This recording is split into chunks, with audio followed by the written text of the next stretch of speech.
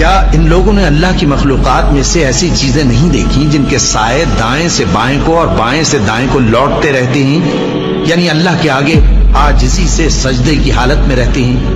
اور تمام جاندار جو آسمانوں میں ہیں اور جو زمین میں ہیں سب اللہ کے آگے سجدہ کرتے ہیں، اور فرشتے بھی، اور وہ ذرا غرور نہیں کرتے، اور اپنے پروردگار سے جو ان کے اوپر ہے ڈرتے ہیں، اور جو ان کو ارشاد ہوتا ہے اس پر عمل کرتے ہیں۔ اور اللہ نے فرمایا ہے کہ دو معبود نہ بناؤ، معبود تو وہی ایک ہے، سو اے بندو مجھی سے ڈرتے رہو۔ اور جو کچھ آسمانوں میں اور جو کچھ زمین میں ہے سب اسی کا ہے، اور اسی کی عبادت لازم ہے، تو تم اللہ کے سوا اوروں سے کیوں ڈرتے ہو؟ اور جو نعمتیں تم کو میسر ہیں سب اللہ کی طرف سے ہیں۔ پھر جب تم کو کوئی تکلیف پہنچتی ہے تو اسی کے آگے فریاد کرتے ہو، پھر جب وہ تم سے تکلیف کو دور کر دیتا ہے تو کچھ لوگ تم میں سے اللہ کے ساتھ شریک کرنے لگتے ہیں تاکہ جو نعمتیں ہم نے ان کو عطا فرمائی ہیں ان کی ناشکری کریں۔